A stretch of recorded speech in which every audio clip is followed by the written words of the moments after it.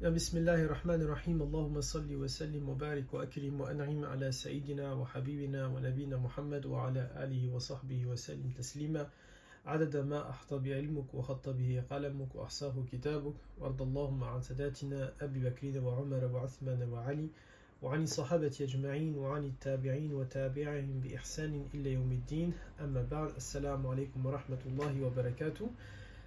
Du coup, c'est une première pour moi puisque il s'agit de faire un cours sur quelque chose que je n'ai pas l'habitude de traiter, étant donné que maintenant ça fait 15 ans que je suis simplement en train d'enseigner à des garçons. Je ne suis pas amené à traiter des questions relatives à la femme, d'autant que les garçons que j'enseigne depuis 15 ans, pour les plus anciens d'entre eux, ils ont commencé au collège. Aujourd'hui, ils sont à l'université où ils ont commencé à travailler, mais ils ne sont pas mariés.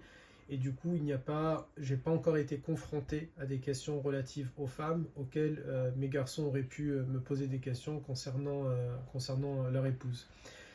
Cependant, ce sujet-là, il était important de le traiter dans le cadre de la Umrah, puisque le groupe des mamans, des sœurs qui vont nous accompagner en Umrah, peuvent avoir des questions relatives à cela. Donc vous allez trouver ici sur ce cours-là, peut-être pas l'ensemble des technicités sur la femme durant la Umrah ou les questions liées à la femme, mais en tout cas vous trouverez néanmoins les règles générales sur le sujet évoqué. Ce sera un sujet qui va être traité pour moi en tout cas sans gêne, mais bien sûr avec respect, conformément à ce que l'islam attend de nous. Et ce que moi je vous invite à faire, c'est de mettre toutes les questions que vous allez avoir concernant ce sujet-là, concernant ce cours-là, et liées bien sûr à la Umrah, de les écrire, de les envoyer soit en anonyme, comme je vous avais dit que vous pouvez le faire sur l'adresse contact@da'wabayusted.com et je vous la remettrai sur le groupe WhatsApp, ou bien l'envoyer directement en message privé sur WhatsApp si vous le désirez. Et c'est important que lorsque vous allez regarder ce cours-là et que toutes les questions que vous avez, que vous les envoyez en anonyme ou bien en message direct sur WhatsApp, c'est important de le faire dans les délais qui vont être impartis. Donc là, au début de la vidéo, je ne sais pas encore quand est-ce, mais quand je vous enverrai le lien des vidéos, je vous dirai, voilà, envoyez vos questions avant telle période, avant telle date. Ça sera important de le faire. Pourquoi ? Parce que je traiterai en fait une autre vidéo qui répondra à l'ensemble de ces questions-là. Les questions que vous m'enverrez, soit je vais vous estimer en fait qu'elles ne sont pas liées totalement à la Umrah et du coup je ne vais pas pouvoir les traiter, puisque le but étant de se focaliser ici que sur la Umrah. Si jamais ce sont des questions pour lesquelles j'ai une réponse et je peux répondre, alhamdulillah, je le ferai dans la vidéo. Et si je pense que la technicité est un peu trop poussée, soit moi je me tournerai vers une savante femme afin qu'elle puisse m'éclairer sur cette question-là, ou bien tout simplement je vous dirigerai vers cette savante-là, ces savantes-là, de manière à ce qu'elles puissent traiter, puisque je pars du principe, c'est toujours mieux lorsqu'un homme enseigne à des garçons et une femme à des femmes, notamment sur ces questions-là qui peuvent être des questions techniques.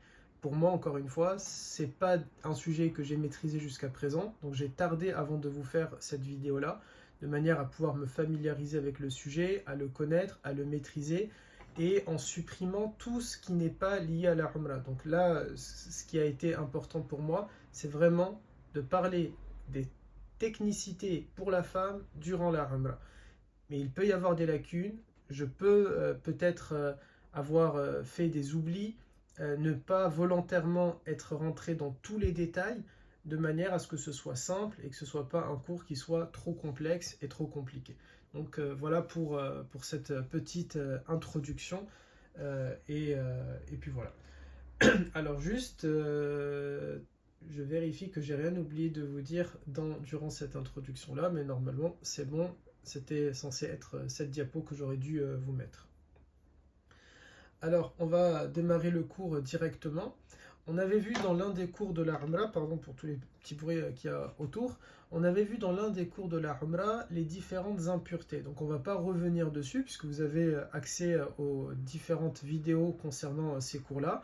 Mais pour le dire de manière brève et pour comprendre le reste du cours, souvenez-vous, nous avions dit que parmi les différentes impuretés, il y a le sang qui coule, Il y a la substance liquide qui est le khamr, donc ça peut être l'alcool, ça peut être de la drogue, ça peut être tout ce qui va faire tourner la tête ou perdre ses capacités intellectuelles.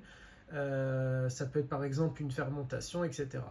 On a vu également qu'il y a les cadavres, à l'exception du poisson, de l'insecte, de l'animal qui est halal à la consommation et de l'être humain, que sont considérés comme étant impurs également les os, les dents, les cornes et tout ce qui est issu d'un animal non halal à la consommation, le vomi, y compris celui du nourrisson, le pus, l'urine et les matières fécales, avec l'exception, souvenez-vous, qu'on nous avions dit, du bébé garçon qui allait, pour lequel l'urine n'est pas une impureté, pas pour faire une distinction et une différence entre la femme et l'homme, mais simplement pour faciliter aux parents, tout simplement, à la femme et à l'homme qui vont changer le garçon, puisqu'on avait dit qu'une sahabiya, une compagnonne de Nabi alayhi salatu salam, s'était plainte que le garçon, lorsque on va le changer, lui changer les couches, il a tendance à plus uriner que la fille plutôt, et que du coup ça en met de partout, contrairement à la fille qui va pas le faire de partout.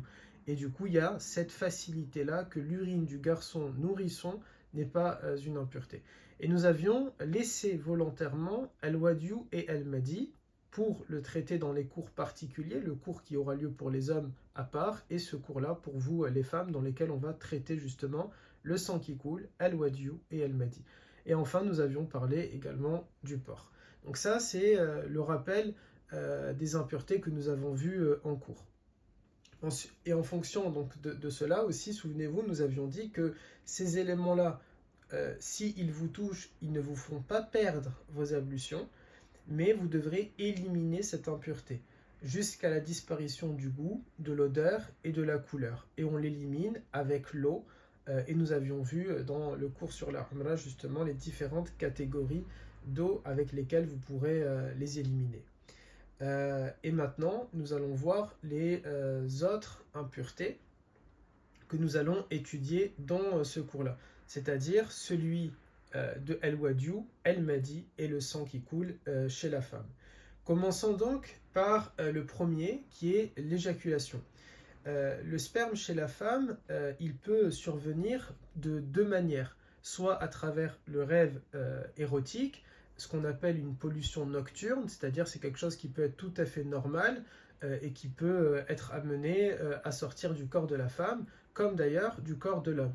Ça ne signifie en rien la proximité avec Shaitan, ça ne signifie en rien l'éloignement de la religion, ça ne signifie pas que la personne a commis des péchés, qu'elle est bien ou qu'elle n'est pas bien. C'est un processus qui est naturel et normal, qui peut survenir lorsqu'il y a une émission de sperme chez la femme, à travers le rêve ou bien de manière volontaire, c'est-à-dire lorsque cette dernière a une relation avec son époux. À ce moment-là, cette éjaculation-là, elle est considérée comme étant une impureté. Alors, plutôt, je ne devrais pas le dire de cette manière-là, le sperme en lui-même n'est pas considéré comme une najas, il n'est pas considéré comme une impureté, mais son émission entraîne obligatoirement l'obligation pour la femme comme pour l'homme, mais là on va se focaliser dans tout le cours que sur la femme, il oblige cette dernière à prendre une douche. Donc ce qu'on avait vu dans le cours sur la Umrah, qui est le Rusul, à savoir, pour le résumer de manière très brève, je prends une douche complète et totale, et aucun endroit de mon corps ne doit pas être touché par l'eau. C'est-à-dire, je dois faire attention à mes ongles, aux plis de mon corps, aux plis du nombril, bien passer entre les cheveux, les oreilles intérieures, extérieures, etc., etc. Donc ça, c'est s'il y a l'émission de ce sperme, de cette éjaculation. Ensuite, vous allez avoir d'autres impuretés, qui est le madi et al-wadiu. Donc, pour parler de ça, juste je vérifie que je n'ai rien oublié ici. Alors, tout d'abord, le madi. Al-madi, c'est quoi? C'est le liquide préséminal chez la femme. Et ce liquide pré-éjaculatoire, c'est-à-dire c'est quelque chose qui va arriver avant l'éjaculation, avant l'émission d'un sperme. Le madi, c'est un liquide qui est blanc, il est fin, il est visqueux, et il est sécrété lorsqu'on ressent un désir sexuel qui est mineur, ne sort pas comme une éjaculation et n'est pas suivi d'un apaisement du désir charnel. Et pourquoi on donne cette explication-là? De manière à bien faire la distinction entre à la fois le sang chez la femme, l'éjaculation chez la femme, el-madi chez la femme, el-wadiyu chez la femme et les pertes blanches chez la femme. Il y a, en fonction de ces éléments-là, l'obligation ne sera pas la même. Il n'y aura pas une obligation de faire el-rosoul pour el-madi, alors qu'il y a l'obligation de faire el-rosoul pour les menstrues ou pour l'éjaculation par exemple. Donc je reprends sur el-madi. C'est un liquide qui est blanc, fin, visqueux, qui est sécrété lorsqu'on ressent le désir. Il ne sort pas de la même intensité que l'éjaculation du sperme et il n'est pas suivi d'un apaisement du désir charnel. Et il se peut qu'on ne ressente pas d'ailleurs sa sortie, donc on ne s'en rend même pas compte. Lui, contrairement au sperme, il est considéré comme étant une najasa, une impureté. Et donc s'il y en a dans les sous-vêtements ont l'obligation d'être lavés jusqu'à l'élimination du goût, de l'odeur et de la couleur de cette impureté-là, de cette najasa. Il demande, lors de son émission, il demande à ce que l'on refasse les ablutions et donc de nettoyer ce qui a été touché. Je reprends pour que ce soit clair. Le premier, l'éjaculation, il n'est pas considéré comme une impureté, mais on a l'obligation de faire un rosoul, une douche, lorsqu'il est émis. Le deuxième, il est considéré comme une impureté, mais on n'est pas obligé de faire une douche, simplement el-odo. Par contre, on devra changer ces sous-vêtements qui ont été touchés par cette impureté, sauf si on les nettoie, et à ce moment-là, on peut les garder ou les remettre. Ensuite, vous avez el-wadiyu. El-wadiyu, qui est le troisième, c'est un liquide qui est blanc, opaque et épais. C'est un liquide donc blanc, opaque et épais et qui sort après l'urine, surtout si on est parti pour faire ses besoins et que ça a été très difficile lors de la sortie de l'urine. À ce moment-là, el-wadiyu peut sortir. El-wadiyu a exactement le même statut que el-madi, c'est-à-dire que ce sont des impuretés qu'il faut nettoyer et il nécessite de faire les ablutions al-odo. Encore une fois, désolé du coup si je vais me répéter, mais de manière à ce que ce soit clair, le premier, l'éjaculation, c'est un liquide qui est considéré comme étant pur, mais on a l'obligation de faire al-rosoul lors de son émission, qu'il s'agit d'une émission venue à travers le rêve ou bien à travers un acte charnel avec son époux. Le deuxième et le troisième, el-madi et el-wadiyu, sont considérés comme étant impurs, ils doivent donc être nettoyés. Il nécessite que l'on fasse simplement al-odo, mais pas besoin de faire une douche. Comment on fait la différence entre les trois? Le sperme, c'est quelque chose qui va tout simplement sortir en grande quantité. El-madi et el-wadiyu, quant à eux, ils sont différents. Le madi est un liquide blanc, fin et visqueux, alors que le wadiyu est un liquide blanc, opaque et épais. El-wadiyu sort généralement après avoir uriné parfois, et el-madi va sortir avant l'éjaculation du sperme. Voilà pour cela. Si jamais ces éléments-là vous ont simplement touché parce qu'ils viennent de votre époux, donc le sperme de l'époux, le madi de l'époux, le wadiyu de l'époux, vous n'avez pas, vous, l'obligation de faire les ablutions ou el-rosoul en fonction, mais simplement d'éliminer ces impuretés-là. En revanche, si ça vient de vous, pour le premier, le rosoul, pour les deux suivants, les ablutions. Ensuite, il y a les pertes blanches. Alors, en cours, nous reviendrons sur les ablutions en fonction de comment vous les faites, parce que al-odo ne se fait pas de la même manière pour l'ensemble des compagnons du prophète, alayhi salatu salam, et radiyallahu anhum. Ils ont plusieurs avis sur comment faire al-odo. On va y revenir, ne vous inquiétez pas, sur les différentes manières de faire al-odo. Certaines choses, elles seront considérées impures ou non en fonction de la manière comment vous allez faire al-odo. Pour le dire d'une autre manière, par exemple, mais on va y revenir dans le cours, admettons, on va dire il y a l'odo selon Malik et l'odo selon Ash-Shafi'i. Si vous faites al-odo selon Malik, alors tout n'est pas considéré impur selon lui comme chez Ash-Shafi'i. Plutôt, pardon, je vais le dire d'une autre manière. Si je fais l'odo selon Malik, alors à ce moment-là, j'ai certaines choses qui vont annuler mes ablutions. Mais si j'ai fait l'odo selon Ash-Shafi'i, il se peut qu'il y ait des choses que Malik dit ça fait perdre l'odo, mais en réalité ça ne me fera pas perdre l'odo à moi si j'ai décidé de faire l'odo selon Ash-Shafi'i. Mais pas d'inquiétude dans ce cours-là, le but n'est pas de traiter des ablutions, on y reviendra dans dans les cours de préparation à la Umrah sur les différentes manières de faire l'odo et sur quand est-ce qu'il faut refaire l'odo. Alors, juste je vérifie qu'est-ce qu'on va dire là. Donc, par exemple, si vous faites les ablutions selon Malik, alors les pertes blanches, justement, elles ne sont pas un souci et ne vous causeront pas de devoir refaire les ablutions et elles vous empêcheront elles ne vous empêcheront pas de faire aucun des rites de la Umrah.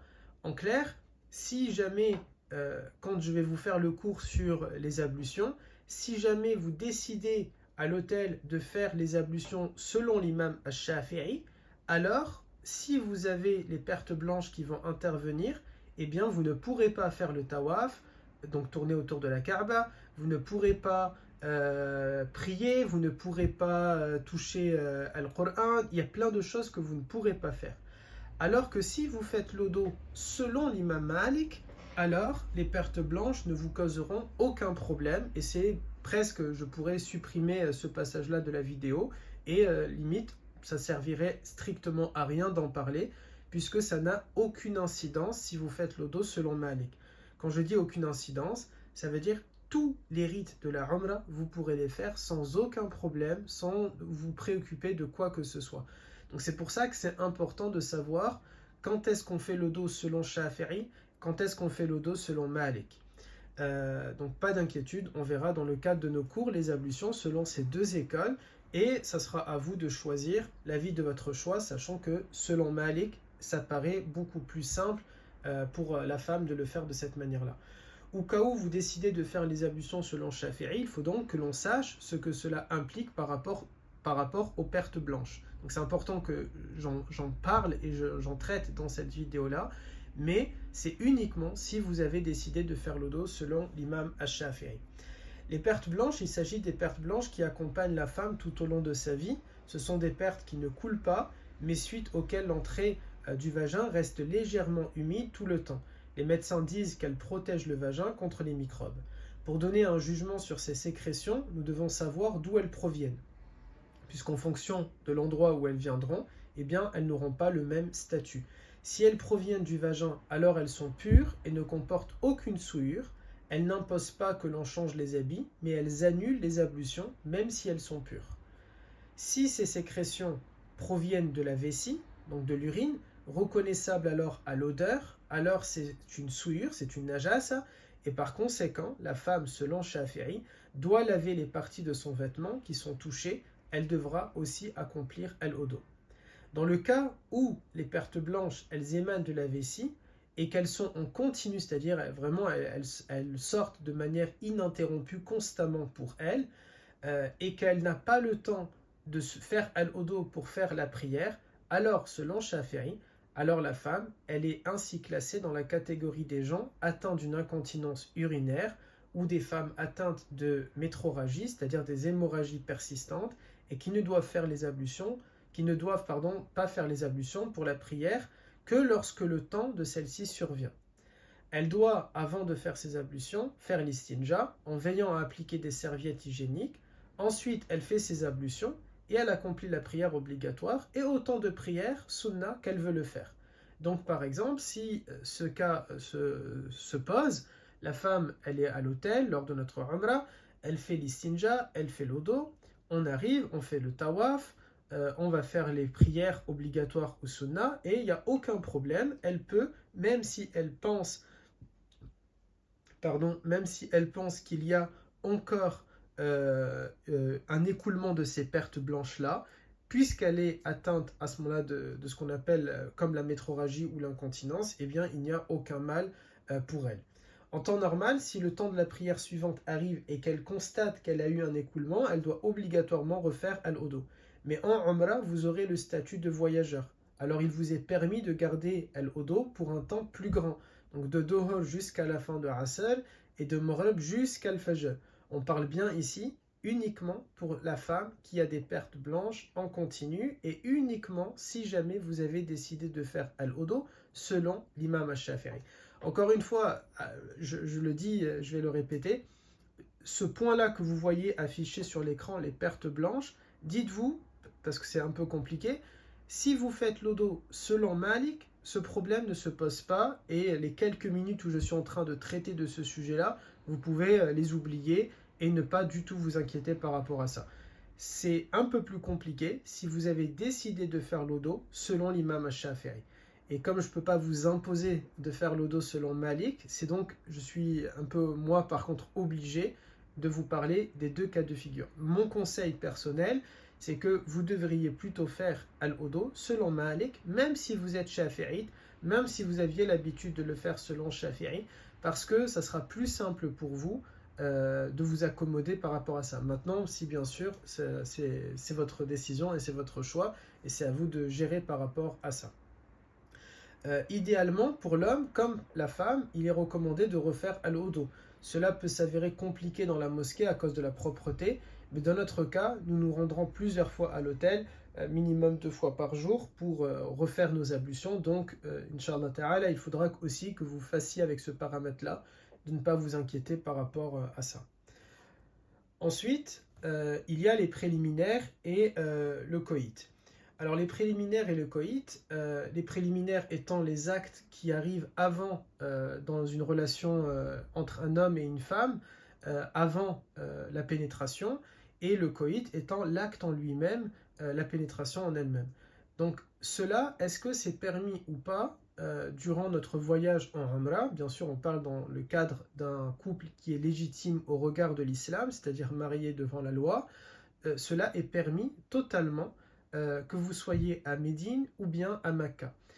Ce sujet-là, il est important d'être traité, donc c'est important d'en parler, de ne pas cacher, de ne pas faire semblant que ça ne peut pas exister, puisque dans notre groupe, il y a des couples, ou bien il n'y a pas des couples aujourd'hui, mais vous serez amenés peut-être à être mariés plus tard, et donc il faut le savoir. Encore une fois, notre objectif pour nous, c'est pas de récupérer de l'argent et de vous faire tourner autour de la Kaaba, sans se soucier, est-ce que vous êtes à al-odo, est-ce que vous savez les règles de pureté et d'impureté, est-ce que vous connaissez le statut de l'eau, est-ce que vous savez ce que vous aviez le droit ou pas de faire, est-ce que vous êtes formé pour pouvoir revenir si vous le désirez par vos propres moyens, ou bien avec nous, bi'idhnillah, ce que j'espère quand même. Mais en tout cas, notre objectif, c'est quand même de vous former sur les différentes technicités, de manière à ce que vous soyez parés et préparés à tout ça. Donc si vous voyagez avec votre époux, comme eux, je leur dirai, les époux lors du cours avec les hommes uniquement, avec leurs épouses, il est totalement permis d'avoir préliminaire et ou coït durant votre séjour, que vous soyez à Al-Madine, Al-Munawwara ou bien à Makkah, il n'y a pas de problème à ça. C'est pas parce que vous êtes dans un territoire sacré que cela devient interdit. Par contre, c'est interdit durant le temps de la sacralisation, c'est-à-dire le temps où on est en train de faire une umrah. Donc, on va arriver à Médine, là, tout votre séjour à Médine, les préliminaires et le coït ne sont pas interdits en islam, il n'y a aucun problème. Mais à partir du moment où le dernier jour où on va être à Médine et on va vous dire de vous préparer pour la umrah, à partir de là, vous ne pouvez plus le faire. Vous rentrez donc dans la condition de l'état de sacralisation, l'état d'ihram quand on reviendra dessus, mais en clair, vous ne pourrez plus le faire. Et donc, ni préliminaire ni coït. Alors, la relation charnelle en elle-même, par rapport au coït, certes, elle ne va pas pouvoir se faire dans le train, elle ne va pas pouvoir se faire dans le trajet, donc ce n'est pas un souci. Par contre, il faut faire attention aux préliminaires. Donc les préliminaires, ça peut être également avec votre époux des mots tendres, de la tendresse, des gestes physiques affectueux, se tenir la main, et tout ça peut créer un désir chez l'un comme chez l'autre, et donc ils sont interdits durant l'état de sacralisation. Dès lors que vous serez en sacralisation, il faut interdire cela entre vous, de manière à ne pas risquer l'invalidité, l'annulation de votre état de sacralisation et donc de votre umrah, et vous seriez obligé de retourner jusqu'à Médine de manière à refaire al-Rusul et ensuite revenir pour faire une umrah. quand est-ce que vous aurez de nouveau le droit? Dès lors que vous sortez de l'état de sacralisation, c'est-à-dire au moment de se couper les cheveux, soit les raccourcir pour l'homme ou les raser totalement, et pour la femme, les couper une phalange, et on y reviendra sur le fait de couper les cheveux. Donc à partir de là, pas de problème. Ensuite, vous pouvez rentrer à l'hôtel, et il n'y a aucun mal à avoir l'un ou l'autre, ou les deux, de ces éléments-là. En revanche, il faut savoir qu'il nécessite al-rusul, c'est-à-dire qu'après cela, qu'il s'agisse des préliminaires ou du coït, les deux nécessitent d'accomplir al-rusul. Alors les préliminaires, bien sûr, uniquement s'ils ont mené à l'émission du sperme. S'ils n'ont pas mené à cela et qu'ils ont mené simplement à l'émission de al-madi, alors je vous renvoie à ce qu'on avait vu ici, hop, par rapport à al-madi. Ça nécessitera l'élimination du madi à travers par exemple l'istinja, de mettre les vêtements au sale ou bien de les nettoyer jusqu'à la disparition du goût, de l'odeur et de la couleur du madi, et pour vous de refaire les ablutions. Ensuite, je vérifie que je n'ai rien oublié. Non, on peut passer à la diapo suivante qui est le sang qui coule. Quand on parle du sang qui coule, de quoi il s'agit? Il s'agit tout simplement des menstrues, des lochis ou logis, je ne sais pas comment on le dit exactement, je crois on dit les lochis, ou bien la fausse couche. Donc tout ce que je vais traiter là maintenant, tout ce que je vais vous dire ici, ça concerne les règles chez la femme, les lochis, ou bien la fausse couche. Les lochis étant le sang qui va couler chez la femme une fois qu'elle a donné vie, une fois qu'elle a accouché d'un enfant pendant un certain temps. Il y a à peu près plus de 20 règles relatives aux règles, aux menstrues, aux lochis ou à la fausse couche chez la femme, mais j'ai choisi bien sûr dans cette vidéo de me contenter que de ce qui est lié à la Umrah, et donc il n'y aura pas les autres éléments concernant cela. Mais avant, il est important que la sœur, elle ne soit pas déprimée à cause de cela. Il faut vraiment, ce point-là est très important. Beaucoup de nos sœurs, lorsqu'elles partent en Umrah, elles sont très affectées parce que elles auront leurs règles, tout simplement, qui vont venir. Concernant les lochis ou la fausse couche, forcément, elle va être déprimée parce que c'est la perte d'un enfant. Et c'est un qadar de Allah Azza wa Jal, et malheureusement c'est pas le but ici de traiter de cette situation, de comment la psychologie, comment elle pourrait surmonter ça, mais on ne peut pas lui en vouloir à elle ou au papa d'être triste et déprimé s'il y a une fausse couche, ba'd al-shar, et que Dieu préserve vos enfants si vous en avez en vous, bi'idnillah. Concernant par contre les lochis, c'est pas un cas qui est censé normalement se poser, en tout cas pas dans notre groupe, et de manière générale, si vous venez de donner naissance à un enfant, bien sûr il est préférable de ne pas vous rendre en Umrah si vous avez encore les lochis, puisque vous ne pourrez pas accomplir vos rites, et si jamais vous donnez naissance à un enfant sur place, mon conseil c'est justement, si vous savez que vous arrivez à terme, pour accoucher, il est préférable pour vous de ne pas accomplir la Umrah de manière à ce qu'il n'y ait pas ce risque-là. Concernant maintenant les règles, c'est ce qui va probablement se poser pour beaucoup de nos sœurs si elles ne sont pas ménopausées. À ce moment-là, si ça intervient, il est important que la sœur, elle ne soit pas déprimée à cause de cela. Ce sont des choses naturelles qui émanent de Allah Azza wa Jal, et cela ne signifie en rien qu'il vous a interdit l'entrée dans la Terre Sainte. Il ne faut pas que vous vous dites ça. C'est vrai qu'on parle de se rendre en Umrah, que c'est une invitation de Allah Azza wa Jal, qu'il invite qui il veut, mais c'est pas parce que vous aurez les règles, les menstrues, et que vous ne pouvez pas entrer dans le sanctuaire sacré, que ça signifie qu'il vous a interdit. Il faut de l'acceptation et de la patience, et au contraire, le nafs, votre ego, il peut vous empêcher d'accomplir la Umrah à cause de ce souci. C'est-à-dire que le nafs de l'être humain, il peut dire à une jeune fille, à une sœur ou à une femme qui n'est pas ménopausée, ne te rends pas en Umrah parce que tu risques d'avoir tes règles, et donc ça va t'empêcher les rites. Et elle peut retarder jusqu'à ce qu'elle soit ménopausée et se dire là au moins je n'aurai pas de risque. Non, il ne faut surtout pas se dire ça. C'est quelque chose qui est arrivé à plein de compagnonnes, et notamment à notre mère Aïcha radiyallahu anha. Donc dites-vous, si c'est arrivé à la préférée du prophète alayhi salatu salam après Khadija, c'est que ça peut arriver à n'importe qui. Ça peut tout simplement se passer. Il y a une solution à tout, alhamdulillah, et c'est ce que l'on va voir dans cette partie-là de cette vidéo. Donc concernant les menstrues, il y a, j'ai dit, à peu près 20 règles, mais nous avons retenu que quelques règles. La règle numéro 1, c'est l'interdiction de prier. Le cycle menstruel empêche la femme d'accomplir la prière, qu'elle soit obligatoire ou sunna. Si elle le fait, son acte est invalide. En clair, pour le dire d'une manière, désolé, un peu peut-être méchante, mais c'est pas le but d'être méchant, elle sert à rien la prière. Donc ça sert strictement à rien de le faire. Mais je peux le dire pour un homme aussi. Si un homme est dans un état de najasa, d'impureté, et qu'il fait la prière, elle ne sert à rien la prière. Donc ça sert à rien ici de faire la prière. Elle n'a pas de récompense à ce moment-là, cette prière. La prière, elle redeviendra obligatoire pour la sœur quand les règles vont disparaître. Elle s'en rend compte, et si quand elle s'en rend compte, il reste du temps pour accomplir une prière, par exemple, elle a les règles jusqu'à 14 heures, et on est rentré à l'hôtel, et l'Asr il est à 14h05, elle va, de elle-même, elle sait qu'en 5 minutes, probablement, elle n'a pas le temps de faire al-Rusul, de faire une douche, ensuite de faire Dohor. Et donc pour elle, Dohor n'est pas obligatoire. Al-Asr redevient obligatoire par contre pour elle. Si je prends le même exemple, on est rentré à l'hôtel à 14h, mais l'Asr est à 16h par exemple. Elle vient de se rendre compte qu'elle n'a plus les règles. Et donc à ce moment-là, elle sait qu'elle a 2 heures, elle a largement le temps, après c'est à elle de décider si elle a le temps ou pas. Si elle estime raisonnablement entre elle et Allah Azza wa Jal qu'elle a le temps en 2 heures de faire al-Rasoul et de faire la prière de Dohor, alors Dohor est obligatoire pour elle.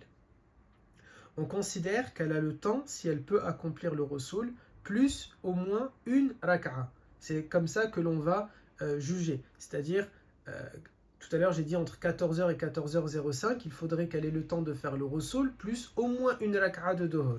Si elle pense qu'elle n'a pas le temps, alors c'est la prière suivante qui redevient obligatoire.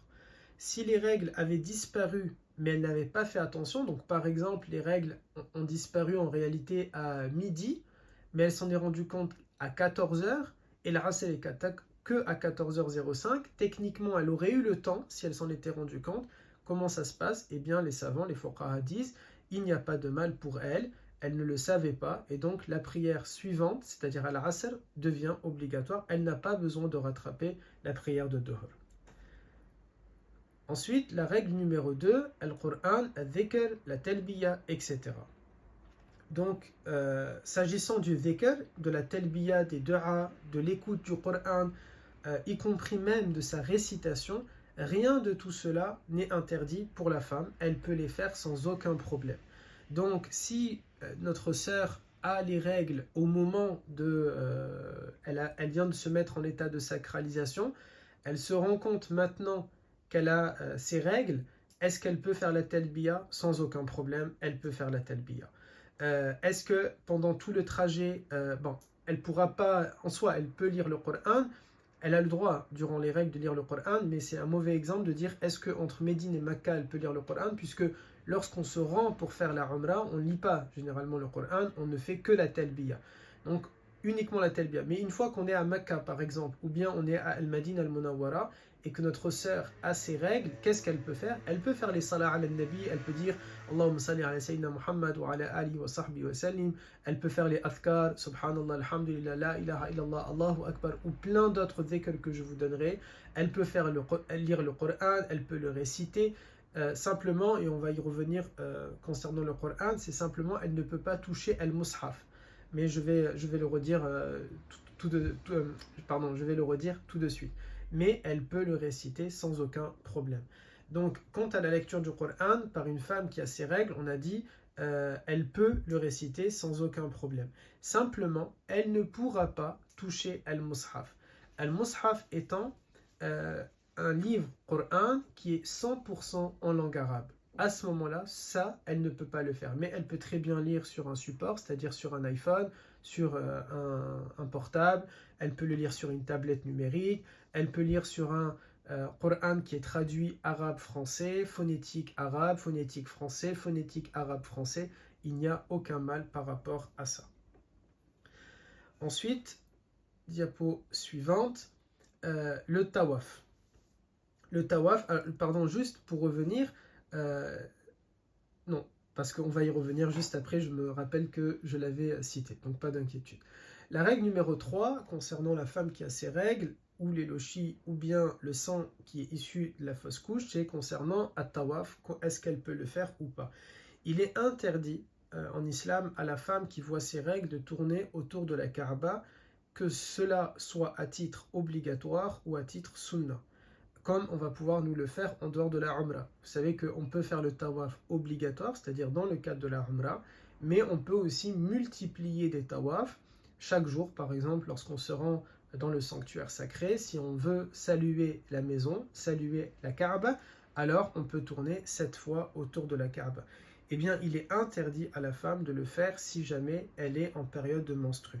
Si une femme, elle accomplit le tawaf, son acte est invalide, c'est-à-dire il ne sert à rien et elle commet même un impair de le faire.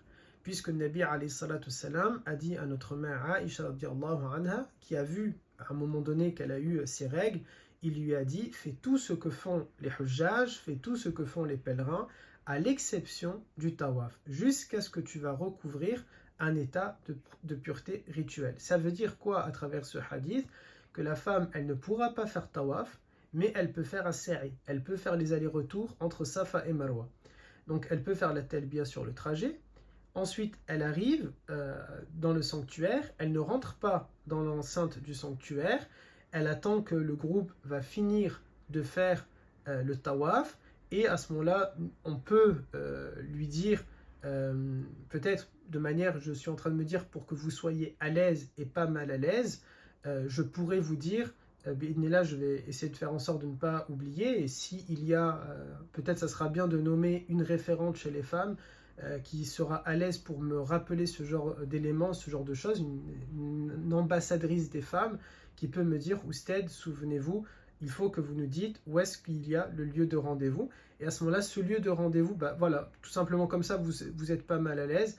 Le même lieu de rendez-vous, ce sera si quelqu'un se perd, si un homme part faire les ablutions et il n'arrive pas à nous retrouver, ou bien pour la femme qui est indisposée, de manière à ce que vous soyez totalement, ou bien pour la femme qui n'est pas indisposée et elle est partie faire ses ablutions et elle revient et elle ne nous retrouve pas. Eh bien pour tout le monde, ce sera le même point de rendez-vous, comme ça au moins vous êtes à l'aise et vous n'êtes pas mal à l'aise de vous dire peut-être Ousted ou le reste du groupe sait que je suis indisposé. Eh bien, à ce moment-là, il y a un lieu de rendez-vous, et à partir de là, nous, on finit le tawaf, on a fait notre prière après le tawaf. Eh bien, là, elle peut reprendre les autres rites, donc elle peut boire de l'eau de Zamzam, et ensuite, on peut monter avec elle pour faire As-Safa et Marwa, et ensuite, il y a la désacralisation. Donc là, le reste du groupe va se couper les cheveux, ou raccourcir les cheveux, mais elle ne pourra pas le faire. Pourquoi? Parce qu'il lui manque un élément. Il lui manque de tourner 7 fois autour de la Kaaba. À ce moment-là, qu'est-ce qui va se passer pour cette femme-là, pour cette sœur? Eh bien, cette sœur, pardon, je vais juste boire. Quand je vous donne cours pour les cours de la Umrah, je vous dis souvent, si vous avez des questions, ça m'arrange, comme ça je peux boire. Du coup, pardon.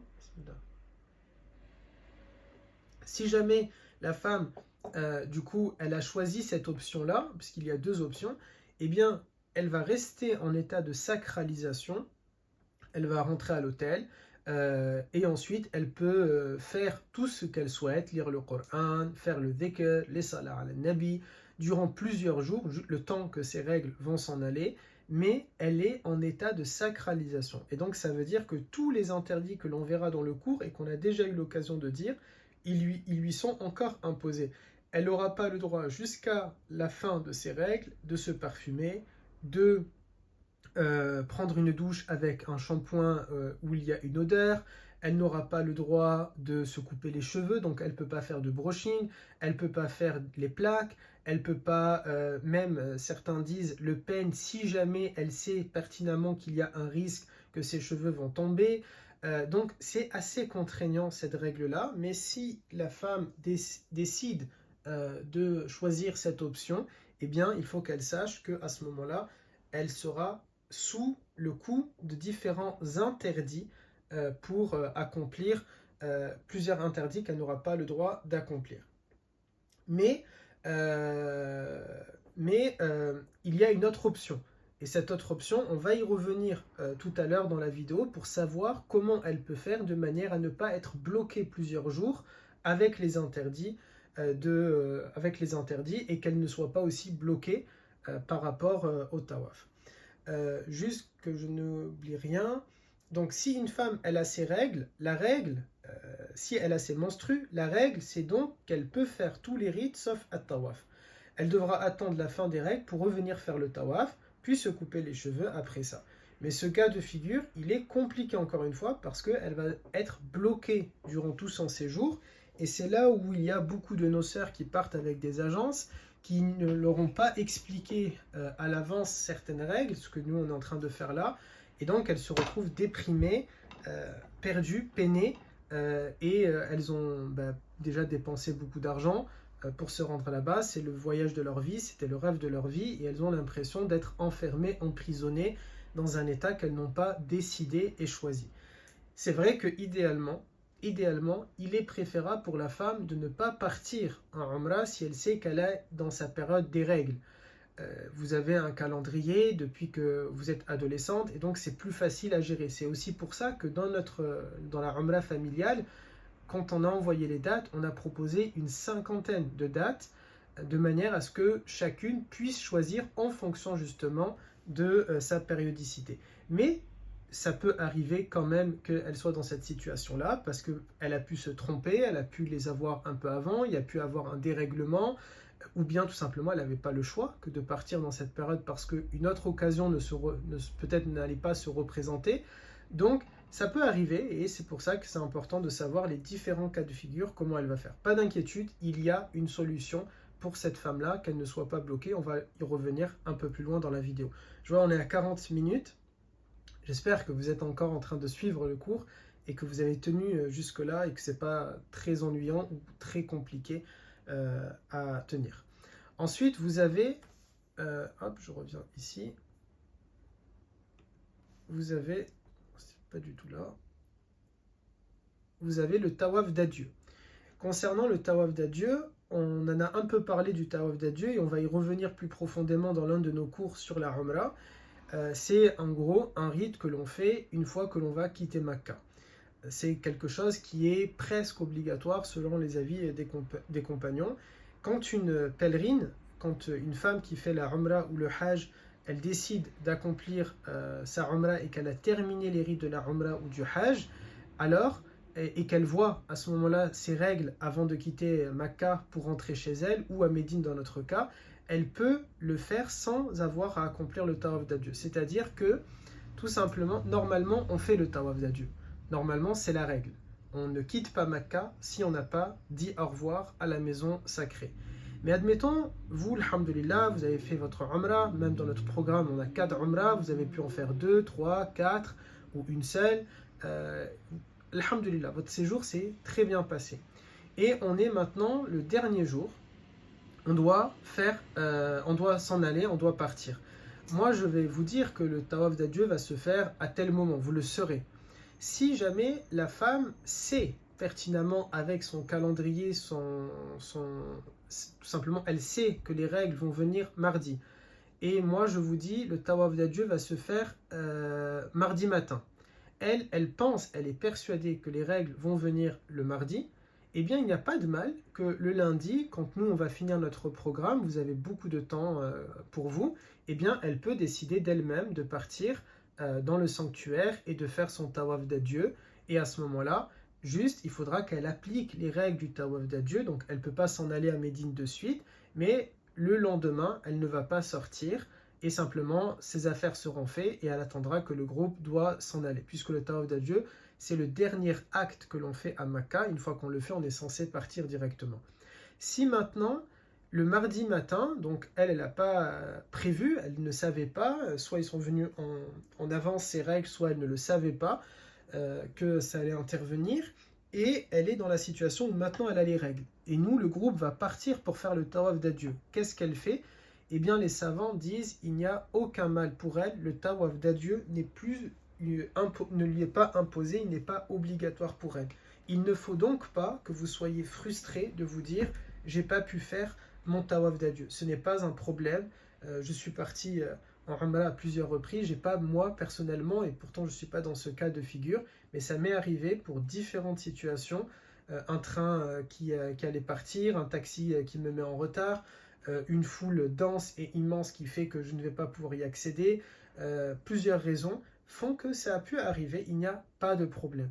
C'est presque obligatoire, ce n'est pas obligatoire, ça n'invalide pas votre umrah et ça ne veut pas dire que Allah Ta'ala va nous punir ou va nous juger. Si on peut, on le fait. Si on ne peut pas, on ne le fait pas, mais il n'y a pas de mal par rapport à ça. Ensuite, la cinquième règle, c'est la femme, elle ne peut pas entrer dans le sanctuaire, dans le haram, tant qu'elle a ses menstrues.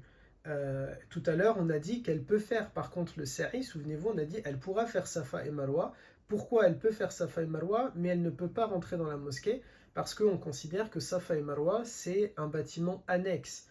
C'est vrai, on l'appelle toujours le haram, mais en réalité, il s'agit de Al-Mas'a, un bâtiment à côté, une zone qui est à côté, et donc elle a le droit de faire le sa'i, les allers-retours entre Safa et Marwa sans aucun problème. Mais dans le sanctuaire, elle ne pourra pas. Là, il faut aussi qu'elle se dise quelque chose. La valeur de 100 000 à Makkah, elle est dans toute la ville de Makkah. Donc ça veut dire qu'elle lise le Coran à l'intérieur du sanctuaire, sur l'image que vous voyez en face, ou bien à l'hôtel, elle a exactement la même récompense. C'est bizarre presque, j'ai pas envie de le dire, parce que ça peut inciter quelqu'un à rester à l'hôtel alors qu'on ne voit pas de nos yeux toujours la Kaaba, mais même la prière, en réalité. Que l'on fasse la prière à l'hôtel ou bien dans la mosquée, c'est exactement pareil. Alors si on la fait à la mosquée et qu'on est en groupe, parce qu'on le fait derrière l'imam, forcément il y a plus de récompenses, parce que quand on prie en jama'a, en groupe, c'est x 27. Donc là on est à x 100 000, x 27. Je crois que ça fait dans les 2 700 000, quelque chose comme ça, il me semble. Mais on peut aussi prier en groupe à l'hôtel. Et à ce moment-là, ça vaut exactement de la même manière. Mais je suis d'accord, c'est toujours mieux en réalité de profiter de la mosquée, parce qu'on on la voit pas nous tous les jours. Mais est-ce que ça a la même récompense auprès d'Allah Ta'ala? Oui, sans aucun problème. On parle bien ici à Makkah. Par contre, à Médine, la récompense n'est pas la même à l'hôtel et dans la mosquée. Dans l'enceinte de la mosquée, c'est-à-dire l'esplanade et le bâtiment, c'est x 1000. En dehors de l'esplanade, c'est une prière normale. Et donc là, par contre, il vaut mieux se rendre à la mosquée. Mais si la femme a ses règles, qu'est-ce qu'elle peut faire? Elle ne pourra pas entrer, par contre, à Médine, à l'intérieur de l'esplanade. Elle devra rester soit à l'hôtel, soit en dehors de l'esplanade de l'hôtel. Il y a une esplanade également qui n'est pas incluse dans l'enceinte du haram de Médine. Elle peut y rester, faire la lecture du Coran si elle le souhaite là-bas, pour ne pas être bien sûr enfermée, ce qui est normal dans sa chambre d'hôtel. Il n'y a pas de mal par rapport à ça. Elle peut faire, la femme qui aura ses règles, elle peut faire les différentes visites. Elle peut venir avec nous dans la grotte de Hira. Elle peut visiter la montagne de Uhud. Elle peut visiter, par exemple, de mémoire, elle ne pourra pas rentrer dans la mosquée de Quba, mais elle peut visiter l'extérieur de la mosquée de Quba. Elle peut visiter, lorsqu'on va se rendre dans un endroit où je vous ai dit pour les sœurs, bi'idhnillah, si c'est possible, où vous allez pouvoir voir le cimetière de Baqi de l'extérieur, elle peut le faire. Etc. Il y a par exemple, il y a les mosquées à Mecca, la mosquée des djinns, la mosquée Ash-Shajara, la mosquée Ar-Raya. Dans tous les cas, il me semble que les femmes ne peuvent pas y entrer, c'est que les hommes. Donc, dans tous les cas, elle peut faire ces visites-là et elle verra ce que les autres femmes vont voir. Ensuite, on a la diapo suivante qui est Al-Rasul. Si maintenant la femme, elle a du coup la fin de ses menstrues, la fin de ses logis ou la fin du sang qui a coulé après la fausse couche, elle est donc dans l'obligation, ou bien s'il y a eu ce qu'on a dit tout à l'heure par rapport à l'éjaculation, elle doit faire Al-Rasul. La femme qui voit ses règles doit prendre un bain rituel complet dès la fin de son cycle menstruel. Et le minimum en matière de bain rituel consiste à laver tout le corps, même la peau sur laquelle poussent les cheveux. Ça, c'est vraiment quelque chose qui est très important et il faut faire très attention à Al-Rasul. Et on a déjà vu Al-Rasul en cours, mais du coup, il n'y a pas besoin de s'y réattarder parce que dans tous les cas, on va revenir sur tout ce qui est Tahara, les ablutions et le Rasul, on avait dit. Ensuite, la femme, donc on a dit, c'est dans l'idéal, c'est mieux si elle part en Umrah ou au pèlerinage, dans l'idéal, lorsque les règles n'interviennent pas. Mais ça peut arriver. Il y a le cas de figure si la Umrah intervient alors qu'elle a ses règles. Donc, on est dans le cas de figure maintenant, on est à Médine, par exemple, et on est le matin, on va partir le lendemain pour faire la Umrah. Plutôt, on est le matin, on est lundi matin, et nous, on va partir en Umrah, par exemple, à 14h. Elle s'est réveillée le matin et elle se rend compte qu'elle a ses règles. Le départ est dans quelques heures. C'est quelque chose qui peut l'affecter. Soit on a dit, il ne faut pas qu'elle soit stressée par rapport à ça, il ne faut pas qu'elle pense qu'Allah Ta'ala ne l'aime pas ou quoi que ce soit, pas du tout. Elle a deux choses qu'elle peut faire. Une, selon moi, c'est très compliqué et je ne vous le conseille pas, mais c'est votre liberté bien sûr, c'est à vous de décider. C'est l'option 1 que je ne conseille pas, qui est, tant pis, elle met quand même ses vêtements, elle part avec nous à Mecca, elle va faire la talbiya, elle pose les affaires à l'hôtel comme tout le monde, elle sort de l'hôtel comme tout le monde, on arrive dans la mosquée comme tout le monde, elle n'a pas le droit, elle, de rentrer, elle va attendre dans un point de rendez-vous qu'on va définir, et à ce moment-là, elle va attendre que nous, on va faire le tawaf, on va tourner 7 fois, on la récupère, et ensuite on fait Safa et Marwa, les autres femmes et les hommes se coupent ou se raccourcissent les cheveux, elle, non, elle rentre à l'hôtel avec tout le monde, et elle reste en état de sacralisation pendant 4, 5, 6, 7 jours en fonction de combien de temps vont durer ces règles. Et pendant toute cette période-là, elle n'a pas le droit de mettre du déodorant, de parfum, de gel douche, elle ne peut pas faire les plaques, faire le brushing, se peigner les cheveux de sorte que les cheveux risqueraient de tomber, elle ne peut pas se couper les ongles, elle ne peut pas s'arracher de poils, elle ne peut pas courir, plein de choses comme ça. C'est assez contraignant, assez pénible et je ne vous le conseille pas. Il y a donc la deuxième option. Cette option-là, je suis un garçon, je suis un homme, vous conseillez quelque chose comme ça peut être présomptueux, mais ce n'est pas uniquement moi qui vous le conseille, c'est la quasi-totalité des savants que j'ai pu consulter leurs avis conseillent de faire ça. C'est tout simplement d'acheter une pilule qui se vend en pharmacie. Alors, ici, il y a deux types de pilules. Vous avez des pilules qui se vendent en France et qui vont chambouler votre cycle menstruel. Je ne vous le conseille pas.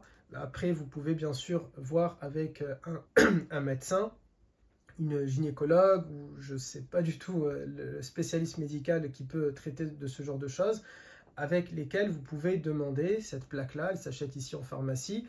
Mais c'est pas, selon moi et les avis que j'ai vus, c'est pas la bonne solution parce que le changement du cycle, déjà, ça fait peut-être des années que vous êtes rodé et réglé, et donc c'est dommage de tout dérégler. D'autant que les pilules qui se vendent ici en France, ce sont des pilules qui vont en fait bloquer vos règles pendant un temps et elles vont revenir beaucoup plus fortes et beaucoup plus violemment par la suite. Et donc ça entraîne beaucoup d'effets secondaires, beaucoup de tous les différents maux MAUX, douleurs que vous avez lors des règles, elles sont décuplées, multipliées, c'est pas la bonne solution. Donc de quelle pilule je parle ici? Je parle d'une pilule qui se vend en pharmacie mais en Arabie. C'est une pilule qui s'achète, vous aurez une pharmacie qui est juste en bas de l'hôtel à Médine, vraiment vous sortez de l'hôtel, elle est tout de suite en face de vous, vous n'avez aucune route à traverser, c'est sur le même trottoir. Eh bien, vous exposez votre cas, tout simplement, en arabe, en anglais. Si vous ne savez pas parler ni l'arabe ni l'anglais, n'ayez pas honte de demander à l'une des sœurs qui est dans le groupe, peut-être la référente, peut-être une autre personne, si elle peut vous accompagner. Et même si vous avez honte entre femmes de le dire, vous pouvez mettre sur Google Traduction, l'écrire, et à ce moment-là, vous arrivez à la pharmacie, ils savent, ils ont l'habitude d'avoir ce genre de cas, donc c'est quelque chose qui est très connu. Désolé pour les bruits, la fenêtre est ouverte. Cette pilule-là, elle est différente de celle qui se vend en France parce qu'elle stoppe les règles immédiatement. En quelques heures, elle va vous les stopper et donc c'est la solution la plus facile pour vous. Vous n'êtes plus considéré d'avoir les règles à ce moment-là. Vous la prenez. Peut-être simplement le temps qu'elle se mette en route, il est possible que vos vêtements deviennent impurs, c'est possible, mais après maintenant vous avez des moyens de protection qui sont assez sophistiqués. On va arriver à Mecca. quand on va poser les affaires à l'hôtel, c'est pas vite avec nous. On prend le temps, ne vous inquiétez pas, parce que même les hommes, ils peuvent avoir l'envie d'aller au sanitaire, de prendre une douche sans mettre de gel douche pour se rincer. Donc, on va prendre notre temps, ne vous inquiétez pas. Donc, vous aurez à ce moment-là le temps de faire votre roussoul de nouveau, et vous n'avez plus vos règles, et du coup, vous pouvez faire tous les rites de la Umrah sans aucun problème à ce moment-là. Donc, c'est une solution qu'il y a et que vous pouvez faire. Le coût de cette pilule, honnêtement, je ne sais pas. J'ai vu des avis qui disent 60 €. Peut-être c'est vrai, peut-être c'est plus cher, peut-être c'est moins cher. Ça m'étonnerait que ça dépasse ce prix-là. Je pense que c'est un petit investissement à faire au cas où, pour ne pas risquer vos rites et de ne pas avoir la solution numéro 1 qui est trop contraignante. Parce qu'avec cette solution-là, c'est facile pour vous de reprendre ensuite votre vie normale. Parce que ça vous les a bloqués.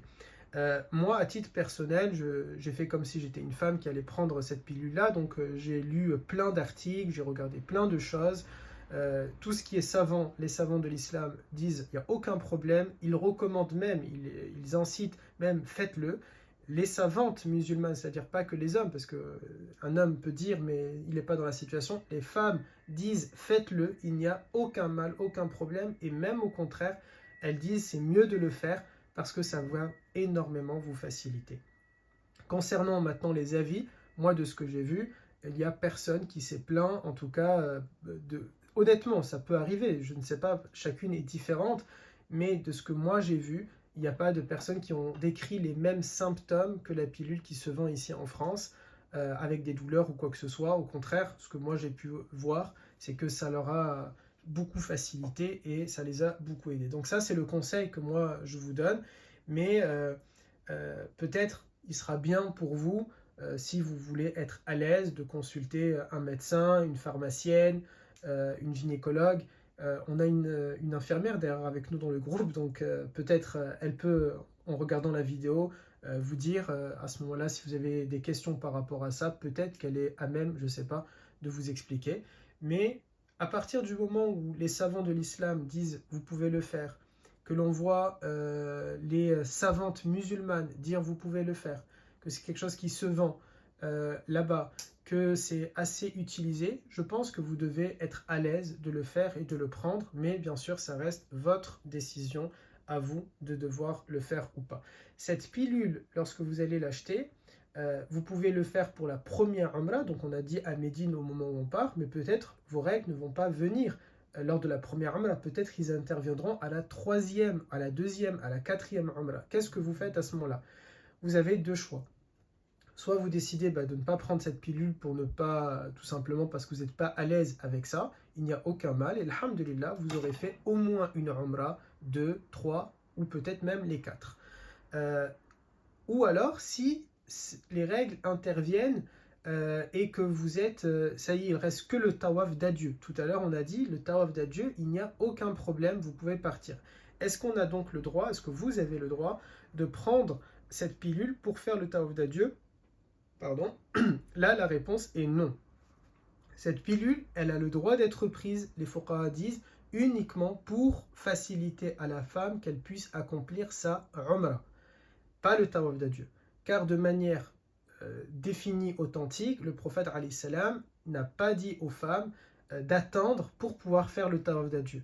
Si elles n'ont pas pu faire le tawaf d'adieu et qu'elles avaient leurs règles, il leur a dit c'est pas un problème, elles peuvent rentrer chez elles, il n'y a aucun mal.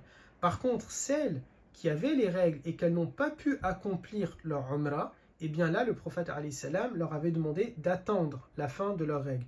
Aujourd'hui, alhamdulillah, il y a une pilule qui vous permet de ne pas attendre. Et donc, c'est pour ça que c'est plus simple de prendre cette pilule-là. Mais encore une fois, s'il vous plaît, la pilule, oui, mais uniquement pour faire la umrah, pas pour faire le tawaf d'adieu. Ensuite, vous avez un autre point qui est de rester en sacralisation.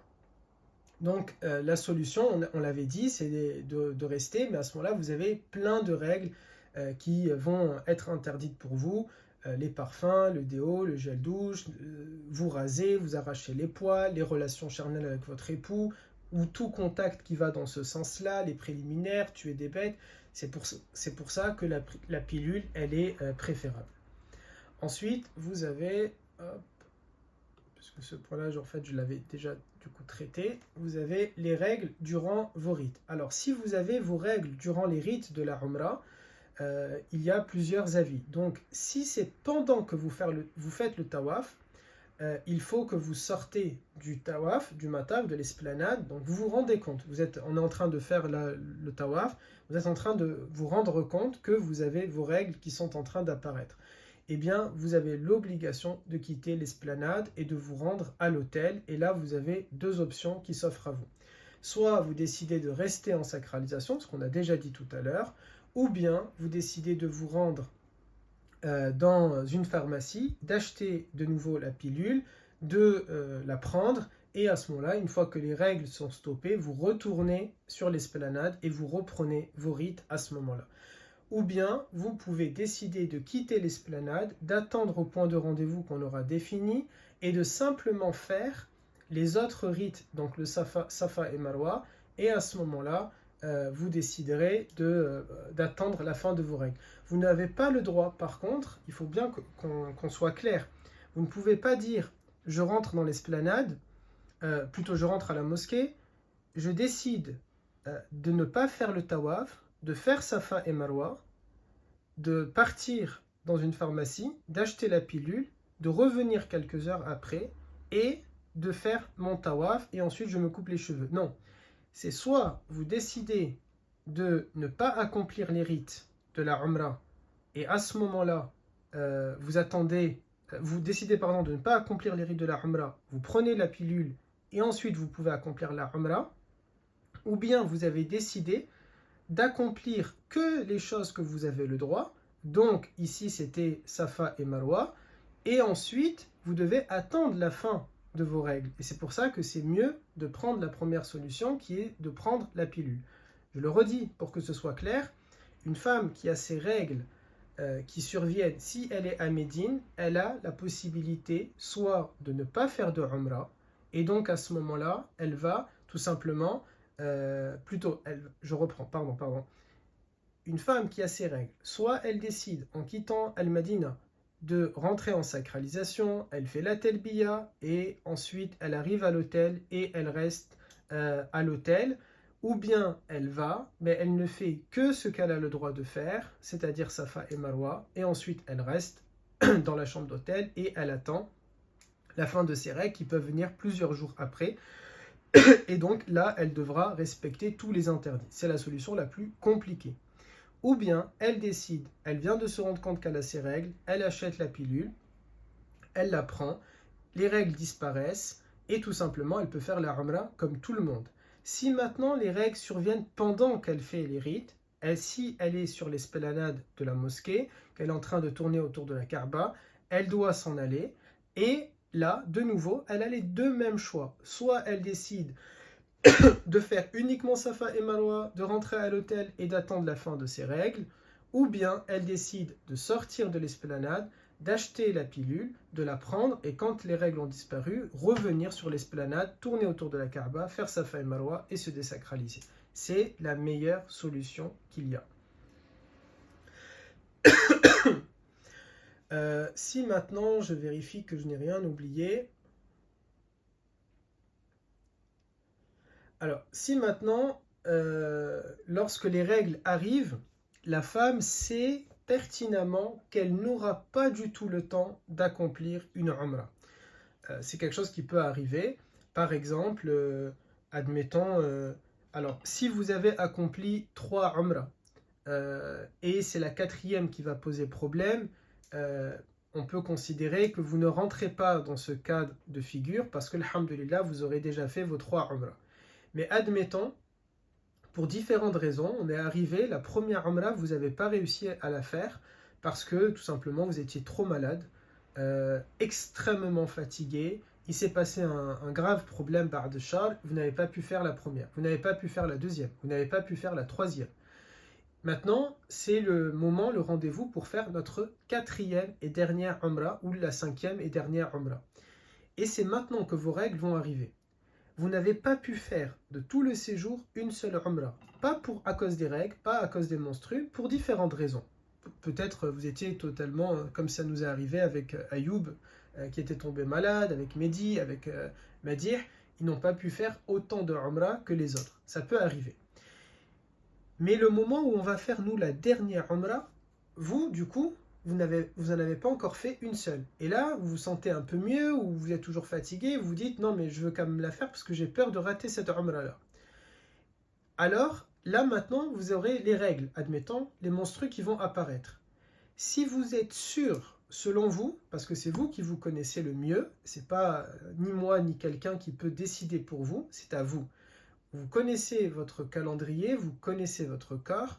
Si vous êtes sûr que les règles vont durer un certain temps et qui de fait vont faire que vous ne serez plus à Mecca normalement au bout de la fin des règles, par exemple, ça intervient le lundi, nous on s'en va le mardi matin, on rentre à Médine, et vous savez que les règles, elles sont arrivées lundi soir ou lundi matin, elles ne vont pas vous quitter jusqu'à vendredi. Et nous, le problème, c'est que mardi, le lendemain, on s'en allait. Donc vendredi, on est déjà à Médine, peut-être même on arrive en France. À ce moment-là, les savants disent que si la femme, elle est persuadée que ses règles ne vont pas partir avant qu'elle puisse réaliser sa umrah, et que par exemple, vous êtes très mal à l'aise avec le fait de prendre la pilule, eh bien, il n'y a pas de mal avec le fait que vous pouvez faire la umrah malgré que vous avez vos règles. Mais vous devrez faire très attention à ce qu'il n'y a aucune impureté qui touche le sanctuaire. Donc, c'est-à-dire, vous allez par exemple, je ne sais pas comment ça fonctionne, donc désolé de le dire, peut-être je dis là une bêtise, mais doubler la protection. Alors, si ce n'est pas possible de doubler la protection, ben, ça sera peut-être une couche supplémentaire de vêtements. Mais maintenant, encore une fois, je ne connais pas comment ça fonctionne. Si vous savez très bien qu'avec les moyens sophistiqués que nous avons aujourd'hui, que vous avez entre vos mains aujourd'hui, dans tous les cas, il n'y aura aucune fuite, il n'y a aucun risque qu'il y ait de l'impureté qui touche la mosquée, qui touche le sanctuaire, alors il n'y a pas de mal, vous faites comme vous faites d'habitude, et il n'y a aucun souci par rapport à ça, vous aurez le droit de faire cette umrah-là. Je dis bien, dans ce cas de figure-là, comment on est ? On est dans le cas où la femme, elle sait qu'elle n'a plus le temps d'accomplir une umrah, elle devra quitter Mecca avant la fin de ses règles. Donc ça ne marche pas pour la première fois que l'on va venir. Lorsqu'on va arriver la première fois, si vous savez que vos règles, elles vont durer 7 jours et qu'on va rester, nous, 6 jours à Mecca, vous ne pouvez pas dire pour la première umrah, ben je sais que j'aurai pas le temps, donc je vais faire ça. Je vais faire ma umrah malgré que j'ai mes règles. Non, parce que là, vous êtes toujours à Mecca en réalité. On ne sait pas, peut-être, même si vous connaissez votre corps et que vous savez qu'il va durer 7 jours et que c'est scientifiquement, médicalement, etc., vous n'avez pas le droit de le faire. Vous pourrez faire ça uniquement le dernier moment. Donc la veille, parce que la umrah dure quand même 3-4 heures, 2 heures si tout va bien, vous ne pourrez pas le faire le matin même du départ, ça sera quelque chose que vous n'arriverez pas à faire, il faut se rendre à Masjid Aïcha, ensuite revenir, vous perdez déjà ici 1 heure ou 2 heures, ensuite accomplir les rites de la Umrah, donc ce ne sera pas possible. Mais la veille, le soir, c'est-à-dire que vous êtes resté à Mecca tout ce temps-là en ayant vos règles, donc vous n'aurez pas le droit de faire certaines choses comme tourner autour de la Kaaba, vous n'aurez pas pu voir la Kaaba de tout le séjour à Mecca, et là, ça y est, on va partir le lendemain, vous savez que c'est mort, si vous ne faites pas la Umrah maintenant, c'est compliqué, vous n'arriverez pas à la faire. Et vous êtes mal à l'aise avec le fait de prendre cette pilule-là, alors il n'y a pas de... Ou bien vous avez pris la pilule et par exemple ça n'a pas marché, c'est quelque chose qui peut arriver aussi. Eh bien, sachez que vous aurez le droit de faire votre Umrah, mais uniquement le dernier jour et uniquement une Umrah, c'est-à-dire vous avez fait plusieurs Umrah avant, vous ne pouvez pas dire j'ai le droit de le faire même si j'ai mes règles. Non, c'est un avis des fuqaha pour faciliter à la personne qui n'a pas réussi à faire une umrah. Vous avez dépensé de l'argent, vous êtes venu de loin, vous ne pouvez pas partir comme ça sans avoir fait votre umrah. Voilà pourquoi il y a cette facilité-là. Diaporama suivante, j'espère que je suis assez clair dans le cours, que ce n'est pas très compliqué. Désolé si c'est pas assez clair. Si maintenant vous avez fait la umrah et ensuite vous avez les règles, donc ça y est, alhamdulillah, vous avez fait 1, 2, 3 ou 4 umrah par exemple. et que vous avez vos règles. Est-ce que vous avez le droit de prendre la pilule si vous voulez faire d'autres umrah au cas où ça arrive? Oui, sans aucun problème, on l'a dit déjà tout à l'heure. Mais simplement le tawaf d'adieu, vous n'aurez pas le droit de prendre la pilule pour le tawaf d'adieu, exprès pour le tawaf d'adieu. Si vous l'avez prise pour faire la 4e umrah et qu'en plus de ça, alhamdoulilah, les règles ne sont toujours pas apparues et que c'est le moment, l'heure de faire le tawaf d'adieu, tant mieux. Alhamdoulilah, il n'y a aucun problème, vous pourrez faire tawaf d'adieu. Mais prendre la pilule exprès pour le tawaf d'adieu, vous ne pourrez pas le faire. Ensuite, ce que vous aurez le droit de faire, on l'a dit, mais du coup je me répète de manière à ce que ce soit clair, vous ne pourrez pas rentrer dans la mosquée, mais vous pourrez profiter de l'esplanade en dehors de la mosquée. Par contre, à Médine, vous ne pouvez pas rentrer sur l'esplanade, parce que l'esplanade de la mosquée à Médine est considérée comme étant le haram, alors que l'esplanade à Mecca, tout le monde n'est pas d'accord pour considérer est-ce que c'est l'intérieur du sanctuaire ou pas. Vous pourrez lire le Coran à l'hôtel ou sur l'esplanade de Mecca. Vous pourrez faire les différentes visites qui ne sont pas à l'intérieur des mosquées. Ou bien vous pourrez nous accompagner mais rester en dehors des mosquées. Et vous pourrez faire tout le dhikr et tous les salats ala nabi de votre choix. Ensuite, diaporama suivante. Avant de quitter la France, maintenant, il y a certaines choses que vous devrez faire. Avant donc on part, je ne me rappelle pas quel jour, je crois un vendredi, avant de quitter la France, mais aussi avant de quitter Médine pour aller à Mecca, si jamais ce que je vais dire va se représenter, vous devrez raser vos zones obligatoires, à savoir les aisselles et les parties intimes. Ces zones, elles sont à raser et non pas à raccourcir, c'est-à-dire il faut éliminer la quasi-totalité du poil, sauf si vous craignez que le poil devient irritant pour vous, qu'il va vous faire mal. À ce moment-là, vous connaissez votre corps et vous avez l'habitude, vous l'avez déjà testé. Et donc si vous savez que c'est contraignant pour vous, là vous pouvez raccourcir jusqu'à la limite qui est raisonnable où elle ne va pas vous causer une gêne. Mais la règle en islam, c'est que les aisselles et les parties intimes sont des zones obligatoires à raser. Et il ne faut pas dépasser 40 jours sans qu'ils ne soient rasés. Quand on dit il ne faut pas dépasser 40 jours, ça ne veut pas dire il faut les raser tous les 40 jours, c'est la limite maximum à ne pas dépasser. La règle religieuse étant que dès qu'ils apparaissent, à ce moment-là, c'est mieux de les éliminer, de les enlever par le moyen de votre choix, qu'il s'agisse d'un rasoir ou autre chose. Ça, ce sont les zones que c'est obligatoire. Ensuite, la femme, elle a le droit par contre de raser tout le reste de son corps sans aucun problème. Les savants sont d'accord, sauf les sourcils. Elle a le droit de raser ce qu'il y a entre les sourcils pour ne pas avoir un monosourcil. D'ailleurs, même les hommes ont le droit.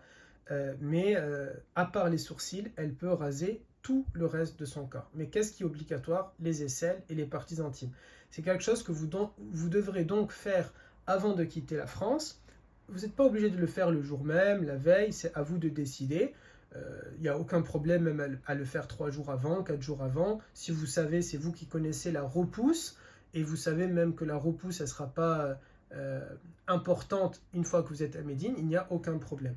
Et puis, le jour où on va quitter Médine, vous savez qu'on quittera Médine tel jour pour se rendre à Mecca, et bien soit le jour J, de nouveau, vous allez vous raser, ou bien la veille, ou bien l'avant-veille, ou bien 3 jours avant, peu importe. L'essentiel étant que quand vous allez commencer votre umrah, eh bien vous n'avez pas de poil au niveau des aisselles ou des parties intimes, de poil qui est important. Si jamais ils viennent de pousser, ils sont très peu, ils ne sont pas en grande quantité, il n'y a pas de mal. Ce n'est pas un problème. Mais on parle vraiment si jamais vous les avez laissés pendant un certain temps. Diaporama suivante, c'est pour sortir de la sacralisation. On est bientôt à la fin, j'espère que je ne vous ai pas ennuyé. Sortir de la sacralisation, donc il faut couper 1 cm environ de cheveux, soit la taille à peu près d'une phalange, si mon doigt vient ici, hop, pardon, ça fait un peu bizarre, à peu près cette taille-là, du coup, cette zone ici. Donc là, il faudra couper ça, et uniquement les pointes. Vous n'êtes pas obligé de prendre une grosse touffe de cheveux, simplement quelques mèches de cheveux au niveau des pointes, et vous pouvez couper. Vous devez vous sortir, vous, en première de la sacralisation, avant de couper les cheveux d'une autre sœur. Donc uniquement celle qui s'est coupé les cheveux a le droit de couper celle d'une autre sœur. vous pourrez les couper à l'hôtel ou en dehors de l'hôtel. Attention, si vous décidez de le faire en dehors de l'hôtel, faites attention bien sûr à votre awra. Idéalement, c'est mieux que vous gardez vos cheveux avec vous. Une fois que vous les avez coupés, vous les mettez dans un papier et ensuite le papier vous pourrez le jeter de manière à préserver là aussi totalement votre awra. Et bien sûr de faire attention de ne pas les jeter dehors de manière à ne pas salir le sanctuaire.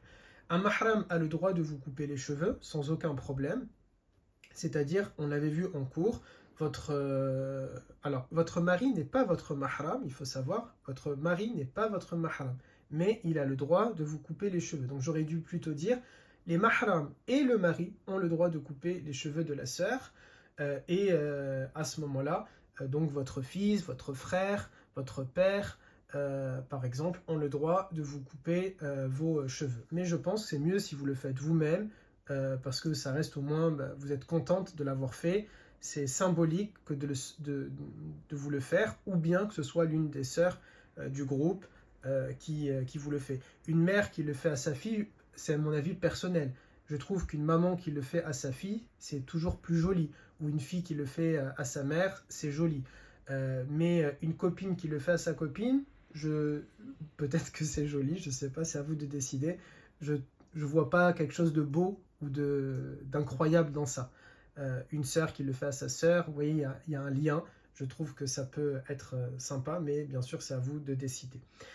Vous avez le droit aussi, donc on a dit, de le faire à l'hôtel. Il faut faire juste attention à quelque chose, c'est que si vous décidez de le faire à l'hôtel, et qu'on part boire, vous savez, le fameux smoothie que je vais vous offrir après chaque Umrah, on va rentrer dans une galerie marchande, commerciale.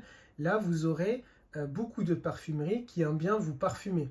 Donc nous, les hommes, ils ne viennent pas vers nous quand on a le vêtement d'ihram, parce qu'ils savent qu'on n'a pas le droit de se parfumer avec l'ihram.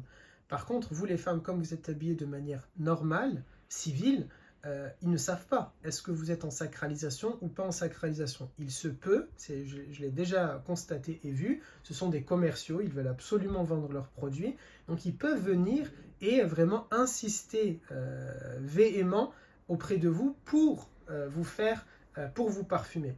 Donc je pense que c'est mieux de se désacraliser avant de prendre ce genre de risque-là, et au moins vous êtes beaucoup plus à l'aise, vous pouvez récupérer votre téléphone, appeler vos proches, vous prendre en photo peut-être aussi si vous le désirez, si vous le souhaitez.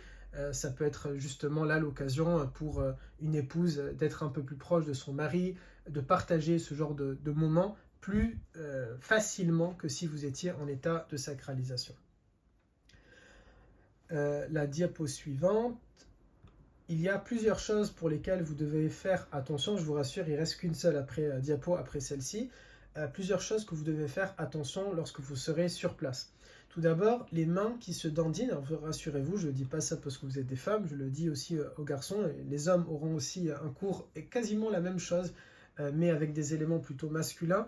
Attention aux mains qui se dandinent, parce que vous pouvez heurter des hommes, spécialement que les hommes ne sont pas vêtus, quasiment pas, enfin ils sont pas, à part les deux morceaux de tissu, ils ne sont pas vêtus.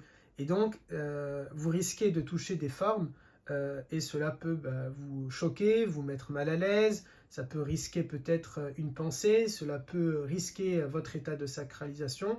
Et donc, il faut que vous fassiez attention lorsque vous marchez. Encore une fois, je ne dis pas ça parce que vous êtes des femmes, je le fais pour moi-même en premier lieu, et c'est ce que je dis aussi aux hommes, et ce que je vais leur dire. Il faut faire attention à nos mains lorsqu'on marche, de manière à ce qu'elles ne se dandinent pas trop. C'est très serré autour de l'esplanade de la Kaaba, et donc c'est très facile de toucher les individus les uns avec les autres, et de toucher du coup les parties intimes d'un homme à ce moment-là. Donc faites attention à vos mains. Les hommes qui peuvent aussi vous coller, il faut que vous fassiez attention. Si vous décidez, si on est en groupe, alhamdulillah, on va faire en sorte que les hommes vous encerclent. Encore une fois, c'est pas parce qu'on pense que les femmes ne savent pas se défendre, bien au contraire, parfois ça va encore mieux se défendre que les hommes. C'est juste une question d'organisation beaucoup plus simple, que les hommes vont encercler le groupe de femmes, et donc, alhamdulillah, quand on va être en groupe, ça va. Mais si vous êtes seul, il faut que vous fassiez attention. Ou si vous êtes qu'avec votre mari, qu'avec votre père, avec votre frère, faites très attention parce que c'est la réalité. Et je vous ai déjà dit que je ne vais pas faire semblant que tout va bien et tout est rose et tout est beau. Il faut dire aussi les choses qui ne vont pas.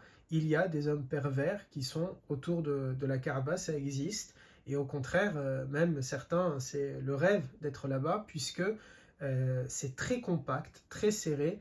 Et donc ils peuvent se coller à vous sans que ils peuvent se justifier en disant ah non mais j'ai aucune pensée mauvaise, moi je me suis juste collé parce qu'il y avait une foule dense. Donc il faut que vous fassiez attention à ça. Comment vous pouvez faire attention à ça? C'est préférable pour une femme si elle est accompagnée de son mari et que vous êtes seul ou juste en famille avec vos enfants, c'est mieux que le mari se met derrière sa femme.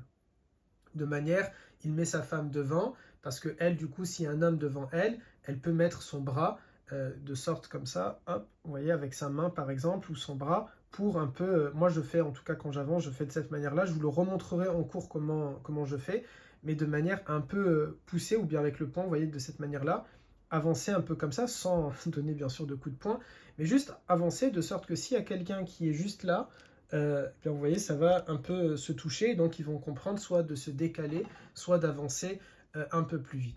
Donc vous pouvez le faire de cette manière-là. Si vous décidez de faire une umrah toute seule, ce que moi je vous conseille, on aura normalement le temps de faire 5 umrahs j'espère, et c'est bien si vous faites une toute seule.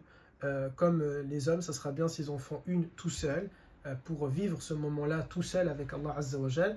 Eh bien faites attention, à ce moment-là vous pouvez mettre un sac à dos derrière vous, si ça ne va pas vous être gênant avec la chaleur, le poids, que ça ne va pas être compliqué. C'est mieux si vous mettez quelque chose un peu de rembourré dans votre sac à dos derrière, de manière à ce qu'un homme ne peut pas se coller à vous, même s'il se colle, eh bien c'est son torse qui va se coller à votre sac et non pas le bas de son corps qui risque de toucher le bas de votre corps. Faites très attention par rapport à ça. Il y a des choses qui sont également interdites, attention, elles sont interdites en temps normal selon l'islam, hein, c'est pas moi qui vous l'interdis, vous faites ce que vous désirez, ce que vous voulez, vous avez votre libre arbitre. Moi je vous donne juste la règle religieuse. L'islam considère que l'épilation est interdite et donc attention, si vous le faites là-bas, eh bien ça sera fois 100 000, tout comme le maquillage. Certains disent qu'il est de manière très discrète. Est-ce qu'il est permis ou pas? Je ne suis pas expert sur la question du maquillage pour vous le dire. La règle, normalement, de ce que je sais, mais c'est compliqué pour un homme de dire ça à une femme, désolé, c'est que l'épilation et le maquillage sont interdits. On n'est pas tous bien, on fait tous des choses qu'il ne faudrait pas et on essaye de s'améliorer. Donc on va simplement essayer, moi le premier, le but étant d'essayer que quand on est sur place, en tout cas, de ne pas faire de choses qui ne sont pas bien. Donc c'est ça l'objectif et c'est ça le but en tout cas. Ensuite, la dernière diapo. Quelques informations que je veux partager avec vous. Il y en a 5. La première, c'est attention à ne pas reproduire des comportements qui sont issus de la tradition, notamment chez nous maghrébine, et qui peuvent vous causer beaucoup de problèmes. Par exemple, nous avons dans la communauté maghrébine, et encore une fois, je ne le dis pas parce que vous êtes des femmes, je dirais la même chose aux hommes, avec encore plus, en prenant moins de pincettes avec les hommes qu'avec vous, les femmes, mais il y a des choses qui ne sont pas normales, qu'on voit par exemple parfois dans notre communauté. Il y a des hommes et des femmes qui peuvent rentrer en transe, en furie, qui s'excitent tout seuls et qui ont des comportements assez bizarres, pour ne pas dire chelous, qui disent qu'un djinn est en eux, et ce genre de choses. Sachez, Wallahi, je ne le dis pas juste pour vous faire peur ou quoi que ce soit, c'est réel. Vous serez dans un pays, il faut comprendre ça, c'est pas moi qui est juge, et je dis pas qu'ils ont le droit, je dis pas qu'ils ont raison, je justifie en rien, je vous mets en garde. Vous êtes dans un pays où la peine de mort existe. Et donc, il faut faire très attention aux différentes règles. On va dans un pays où le système judiciaire n'est pas le même qu'en France. Donc, il faut faire très attention à ça. Attention à ne pas avoir de comportement que les autorités peuvent répréhender pour des raisons multiples. Imaginez si, comme ça a pu circuler quelques vidéos comme ça, si on avait 10 000 personnes, 500 personnes, ne serait-ce que 20 personnes qui s'amusent à crier, à sauter, à se tordre, à transformer leur voix, à faire les chiens à quatre pattes, ce serait assez bizarre. Donc il faut faire très attention à ça, de ne pas rentrer dans ce genre de choses. Et si il y a des personnes qui ont tendance à se laisser aller, il faut qu'ils se disent surtout pas, il faut vraiment pas que je me laisse aller par rapport à ça. Vous avez ensuite le Hanna. Le Hanna, durant l'état de sacralisation, vous ne pouvez pas en appliquer, mais si vous l'avez mis avant de faire l'état de sacralisation, il n'y a pas de problème. Donc si vous voulez mettre par exemple du Hanna chez vous, oui, en France, vous pouvez, ou bien à Médine le matin avant de quitter Médine pour aller faire la Umrah, il n'y a aucun problème, même s'il reste l'odeur du Hanna, j'allais dire le goût, j'espère pas, mais en tout cas l'odeur du Hanna, il n'y a pas de problème par rapport à ça, sauf quand vous serez en sacralisation, là vous n'aurez plus le droit de le faire. Contrairement en Occident, il faut savoir qu'en Arabie, il est très mal vu pour une femme sur place d'être souriante. Nous sommes des Occidentaux, donc c'est normal qu'un homme sourie à une femme, c'est normal qu'une femme sourie à un homme. On est en Occident et c'est quelque chose qui est totalement logique et normal. C'est culturellement, ça ne nous choque pas et on n'a aucune arrière-pensée lorsque l'on fait ça. Pour mon cas, par exemple, allez, c'est peut-être la petite anecdote pour voir si vous avez suivi jusqu'à la fin. Je connais différentes caissières à Carrefour par leur prénom. Je suis très souriant, je peux parler avec eux parce qu'elles ont l'habitude de me voir avec les garçons. Donc toujours elles me disent ah, ils sont où vos élèves, ils sont où les garçons, etc. Donc il n'y a aucun problème, c'est quelque chose qui est totalement normal. On ne voit pas le mal par rapport à ça. Mais il y a des pays où c'est très mal vu. Et l'Arabie en fait partie. Donc c'est très mal vu pour une femme sur place qu'elle va être souriante avec un homme. Ça paraît bizarre, mais en fait on vous demande, hein, c'est pas moi qui vous le demande, c'est même pas la société. En soi, vous faites ce que vous voulez, vous ne serez pas arrêté, vous ne serez pas, vous n'aurez aucun problème. Désolé, le portable qui sonne en même temps. Vous n'allez avoir aucun problème judiciaire à être souriante avec un homme, pas du tout.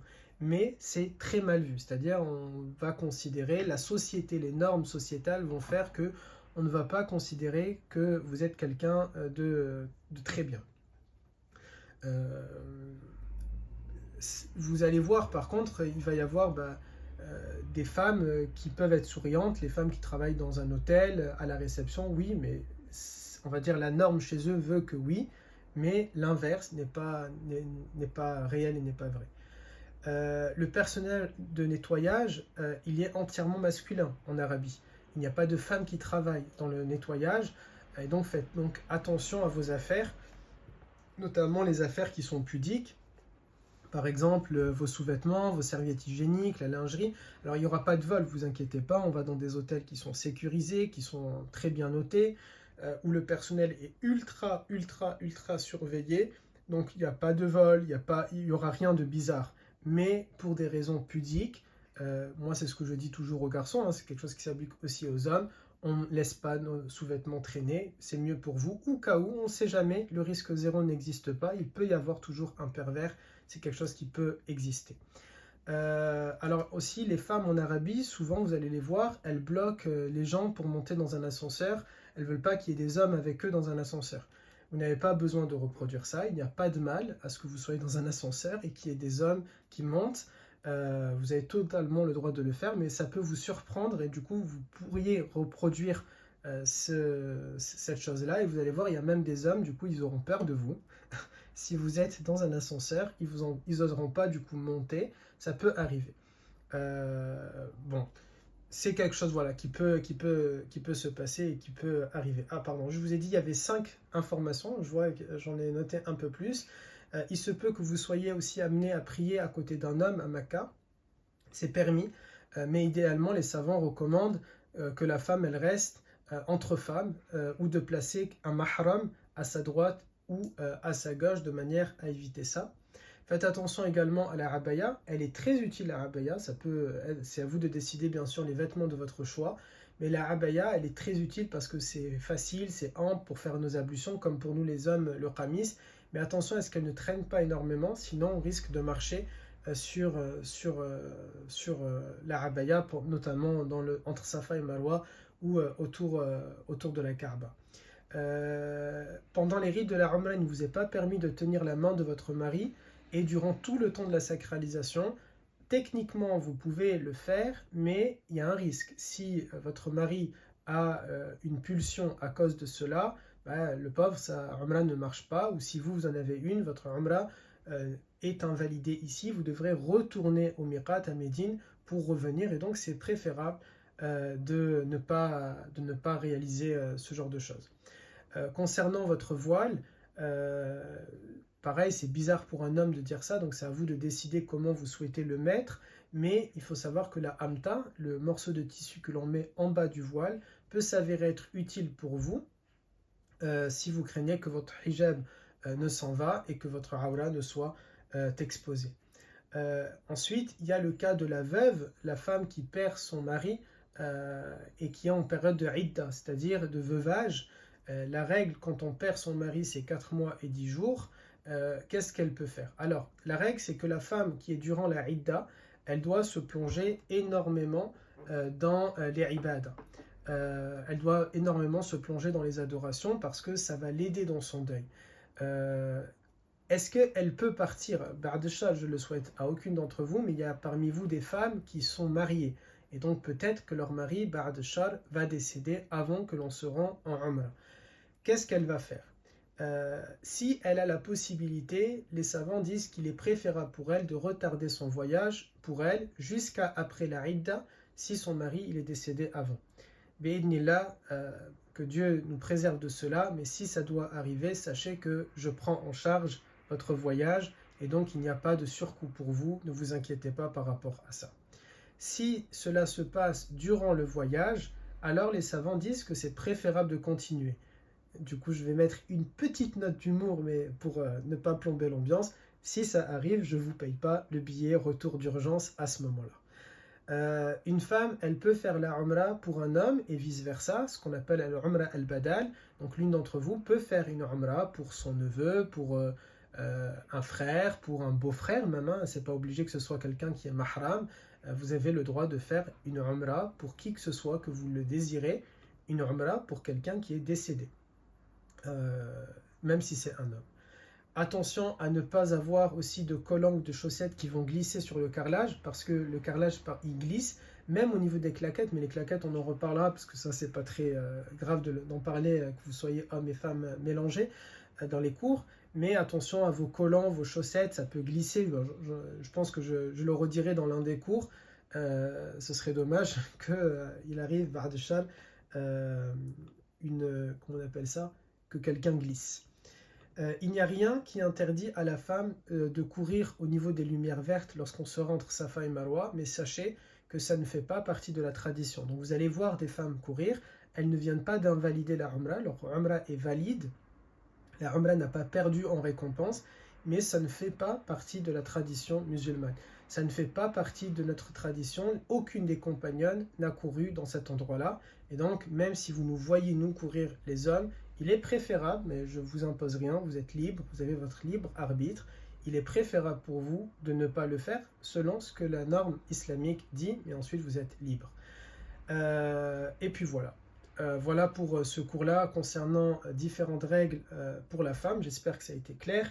J'essaie de ne pas le faire trop long, 1h30, bi'idnillah, j'espère que ça a été. En soi, c'est un peu moins que lors de nos cours en présentiel pour nous préparer à la Umrah.